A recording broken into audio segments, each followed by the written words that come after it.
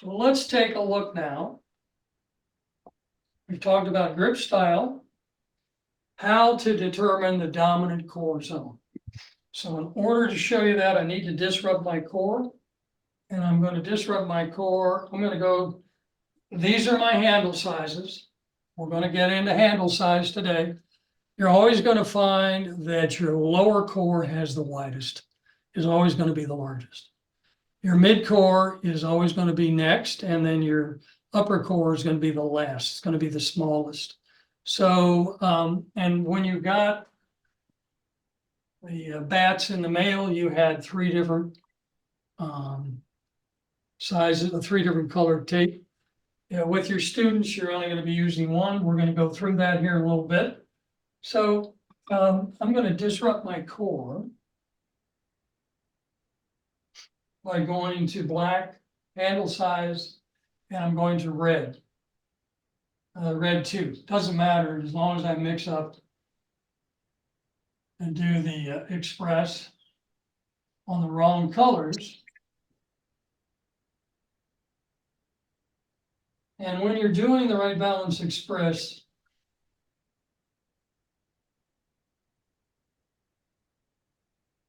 to disrupt my core, I only need to do one subregion incorrectly, as you're going to see. And you can see I can already feel my hips rotating. But these are the 4 positions we'll cover in a little while. So now look at my body. You can see my hips are rotating.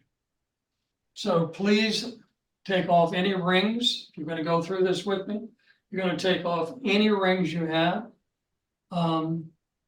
and toes and fingers. And the reason is, here's my wedding band, for example. I put this on, it obviously hits my upper core power spot. I can leave mine on because mine is very loose. I take it off to play. If it is tight at all, that's going to apply pressure to your upper core power spot, and it will disrupt your findings. You may get false positive. So you want to take any rings off, toes as well. We've learned that toes also impact. We don't use the toes anymore, but they will impact your observations. Now, when you first saw this, we used an OK sign as the beginning. Now, if you're at a cocktail party, great. You can entertain whomever's there and show them, oh, look at your knee flex when you do this versus that. Instead, we're just going to use a piece of tape. Just apply a piece of tape. And this works on any finger, not thumb. And you'll notice that I just put that around my fingernail, piece of tape. So I'm going to stand here. So the first thing you're going to do, I have this tape, nothing on my trail hand here. I'm going to apply pressure to my upper core power spot, which is that first pad up. And nothing happened. My hips remain absolutely wide open. Now, if I apply pressure to my mid-core power spot, that first knuckle, same thing, nothing. If I apply pressure to my lower core power spot, I could feel my hips rotate, and here I am. I am a low core player. That's a simple identification. Okay, let's do that one more time. Upper core power spot, and knee flex wide open. Mid core power spot, knee flex wide open. Lower core, and here I am. Now, 3 of us last week online were lower core. We don't know worldwide. We'll say, I'm going to say 60, 30, 10, although it appears to be more than 10%. Our right balance professional in Stuttgart, Germany, talks about the skiing and soccer being big in Europe, and he sees a lot of low core players, he said. So please understand that training will change. You may have a genetic predisposition, but epigenetics, training, we can take over, and a lot of training we can move core zone. What you're looking at really is strength. My strongest position is going to be lower core. And that's going to be from my navel down. And my legs were always the strongest part of my body. Glutes were pretty strong. So, I mean, I knew that as a kid growing up, high school, I played baseball. I understood that my legs were extremely important. Did not understand core zones, obviously. So we have the thing that you want to do now is once we know that I square up as upper core, I'm going to put a piece of tape on that upper core power spot. So now I can, before I do, hold on 1 second. I need to determine what my dominant subregion is. My dominant subregion. So I go to so lower core is all blue. Okay, so I'm going to start with blue 1. No tape on my upper core power, lower core power spot, by the way. I'm going to start at blue 1. And my hips remain open. I go to blue 2, and my hips square up. So blue 2 right now appears to be my dominant subregion. I go to blue 3, hips open, blue 4, blue 5. And back to blue 1, and blue 2 it is. So I know that blue 2, yeah, if you'd please mute your microphone. Okay, so why is that important? Well, we just talked about grip. So remember that I used a butterfly grip in black 5. So here's my butterfly grip again. I cannot use a butterfly grip here, obviously. I'll show you what a butterfly does again from this angle. My hips are square. Total rotation this way. Restricted rotation this way. And when I stop, butterfly grip's going to give me that. This is my downswing path. It's going to be thin. My hips are closed.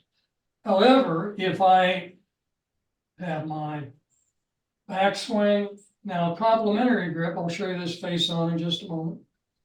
Complementary grip, backswing, through swing, and downswing, hips are square. So test, you want to test every time. Whatever that dominant subregion is, you want to understand, do I use butterfly or do I use complementary? So face on, this is what it looks like. This is my carrying angle, as you've seen in, perhaps in some of the others.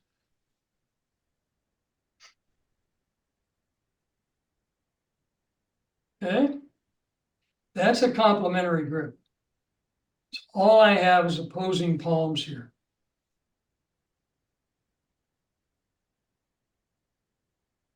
And when I come back to square, my hips are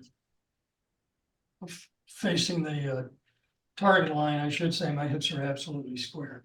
So find the subregion and then determine what grip style you want to use. As I said, the last session I suggested lower core is going to be complementary because we want that under delivery. Not so. If you test yourselves, you go through all 15 of these on yourself. You do that by doing the right balance express in 5 subregions at a time and then testing each.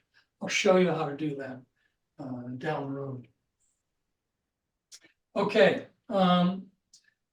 So when you're testing, you can put, notice how low this bar is on my hips. So if you're using the bar, you want to have it low so you can see any changes. You can use the bar. If I don't have the bar, I can look at knee protrusion. And I've done it for years. I would get behind a player without the bar at address, and I'd look at their knee line. I wouldn't, you don't want to just trust that. So if I look at knee protrusion, I can look at how the hands hang. You'll notice that my trail hand is way out above, and your arms and hands are going to track your hip line. If you let them swing, always going to track your hip line. But probably something that I'd really like for you to start to get comfortable with is stand tall, elbows on your chest wall, and let your arms drop. You'll notice how my hands line up. They are, let me back up so you can see that. Both hands are the same height. Now, if I had knee flex and my hips open, you can see how my lead hand, my left hand just dropped. It's very simple. You want to make a very, just soft fist, thumbs on top. And the reason we don't use fingers out is because the hand size will vary. Finger length varies. You learn that in doing grip sizing. So elbows on your chest wall, don't let them come off. In through your nose. And your students are going to be tense. So you're going to have them take a deep breath in through your nose. Now relax your shoulders and just let your shoulders go. Okay. Another deep breath. You do that 2 or 3 times. Now let your arms just drop and don't let them come off the chest wall. Okay. So I can test with a square hip line with that. I can test any number of things. We're going to get to this as we get into fitness. But everything you're doing, you get out of bed in the morning, you drop your hands, you can tell, okay, am I in good shape today? Or, you know, this is only measuring rotational plane, by the way. Only measuring rotational plane. If I take a step forward, notice what just happened to mine. This is called the sagittal plane. Every movement in this direction is sagittal. And you can see my left hand is lower. It goes right with my hip line. And same thing on this side, or if we take a step back. I won't be covering all of that. So we're only looking at rotational plane. This being rotational. And everything parallel to that is rotational, axial, transverse plane, all one and the same. So the arms drop is critical. The simplest, so here I am, and I can go, as long as this tape is on my lower core and my fingernail, I can go to any stance with it, and I will remain square. If I take one of these off, hips will return to open, and I will do that in just a moment. So we have one more test, though, would be your power test, and that's swing to the top. Swing to the top.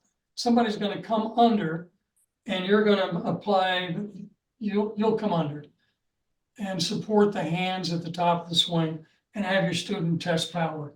Now, in the chapter you're going to get with the Zoom, there's a video of me demonstrating this in Orlando this past January. So if you take a look at that video, you'll understand how important that is. If you're doing this test and you're stepping under and grabbing the hands, always ask, do you have any back surgeries, knee, back, anything that will disrupt your core? Or anything that, I'm sorry, watching the screen. Please mute your mic. You're coming across, and if you do, your icon will eliminate the visual on the screen for those watching this in the future. So please be sure and mute your microphone. So when you're doing this, always ask, have you had surgery? Do you have any neck issues, back issues, shoulder, wrist, elbow? You do not want to injure your students, obviously. And all you're doing here from this side under, as you'll see in that video, is applying resistance. Your student will likely move you if they have any strength at all.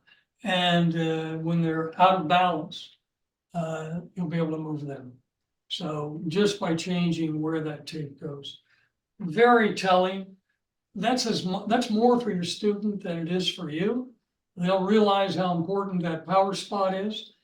And the thing you want to emphasize once you have identified the power spot is that the grip handle must cross middle finger on both sides. And we will get to that as well. But got to cross the middle finger, power spot in both hands.